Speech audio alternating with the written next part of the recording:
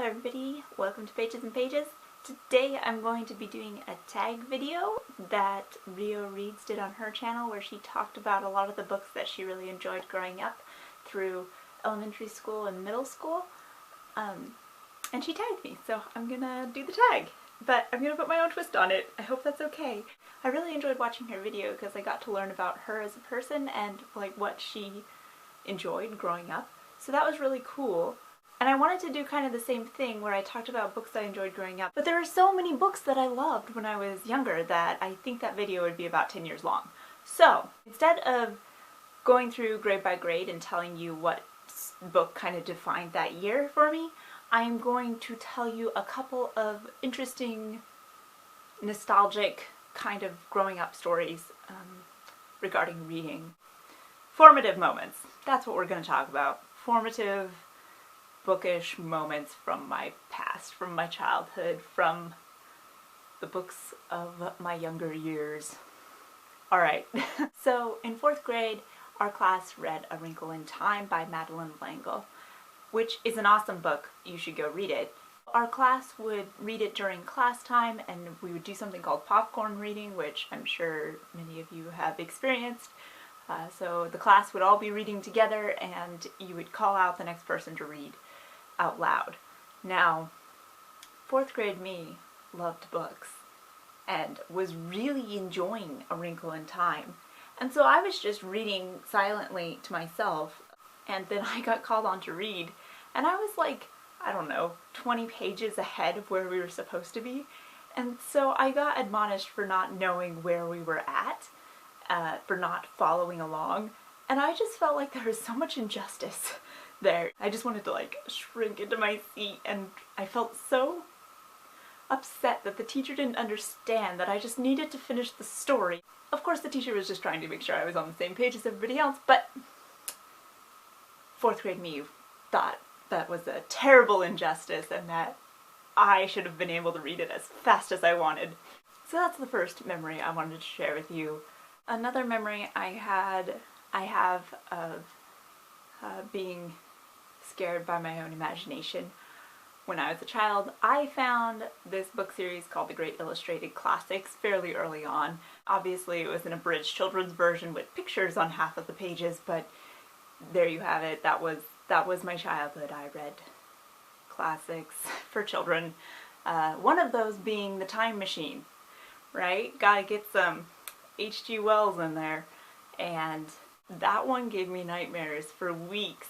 Finally, my mother helped me out by saying, okay, let's imagine our way out of this since we imagined our way into it. So what she did was she had me imagine the future monster people things that eat people as tiny like elves in crazy suits. So there'd be like a bunch of them working together to make this huge suit operate, and then we imagined alternate endings where people that they kidnapped got to go live happily ever after, and that eventually worked.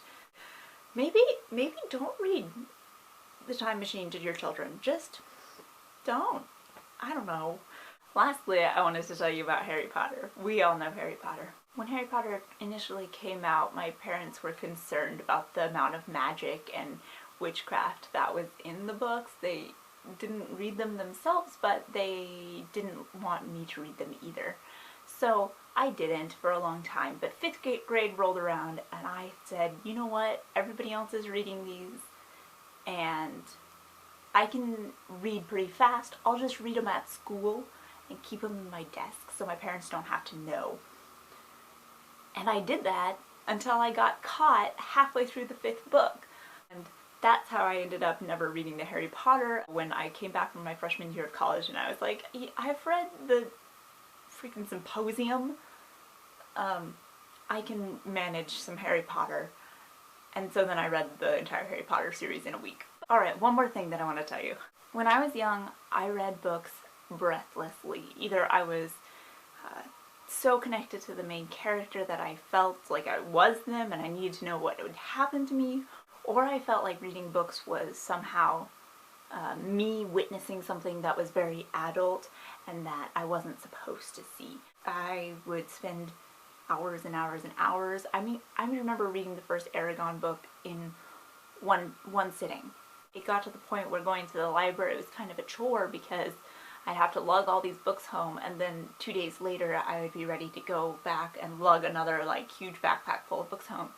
So page count became my primary selecting method, and that is how I ended up reading the Count of Monte Cristo, the actual Count of Monte Cristo. It was one of the fattest books on the shelf. Just, I got tired of carrying books around all the time. So I know this video is completely different from the tag that Rio Reads did, but it still is kind of like nostalgic childhood memories of books. I just thought that that would be kind of fun to share some of those bookish childhood memories instead of just going down the list of books that I liked. So let me know down in the comments what some of your childhood book memories are. Were there any books that scared you so bad you never read it again? Or were there times when you were supposed to be reading something with a class and got caught reading it ahead? Or if you ever read a book you weren't supposed to? I would love to hear some of those memories, and I look forward to seeing you again soon. Thank you for watching, I really appreciate it, and I hope you have a lovely day. Goodbye!